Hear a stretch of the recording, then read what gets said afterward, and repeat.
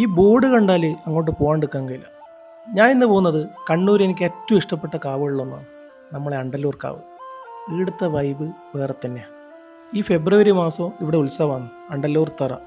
ഓരോ വീടുകളും പെയിൻറ് വരെ അടിച്ചു തുടങ്ങി. ഇവിടെ അങ്ങനെയാണ്, എല്ലാ വീടുകളിലും പെയിൻറ് അടിക്കും തറ തുടങ്ങുമ്പോൾ. 4 ദേശങ്ങൾ മുഴുവൻ ഒരു ഉത്സവത്തിന് വേണ്ടി കാത്തിരിക്കുന്നൊരവസ്ഥ. അതാണ് നമ്മൾ അണ്ടല്ലൂർ തറ. ഈ സ്ഥലങ്ങളൊക്കെ ഇല്ലേ, തറ തുടങ്ങുമ്പോൾ എന്ത് ഭംഗിയാണെന്ന് അറിയാം കാണേ.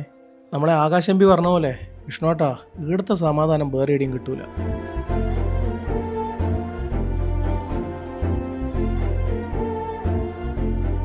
അണ്ടല്ലൂർ ക്ഷേത്രത്തിലെ ദേവസങ്കല്പങ്ങൾ രാമായണ പ്രതിപാദിതമാണ്. ശ്രീരാമൻ, ലക്ഷ്മണൻ, ഹനുമാൻ, സീത ഈ ദേവചൈതന്യ സങ്കല്പങ്ങൾക്ക് ബിംബരൂപത്തിൽ മേലേക്കാവിൽ പ്രതിഷ്ഠകളുണ്ട്.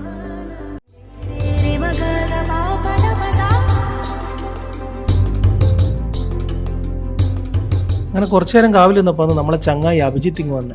പിന്നെ കുറച്ചു നേരം കാവുന്ന നമ്മൾ പഴയ കാര്യങ്ങളും ഭാവി കാര്യങ്ങളെല്ലാം കൂടി ഇങ്ങനെ സംസാരിച്ച് നേരം പോയി. അതിനുശേഷം നമ്മൾ താഴേക്കാവിലേക്ക് പോയി. അണ്ടല്ലൂർ കാവിൻ്റെ മുഖ്യ ആകർഷണം തന്നെ ഈ കാടുകളാണ്.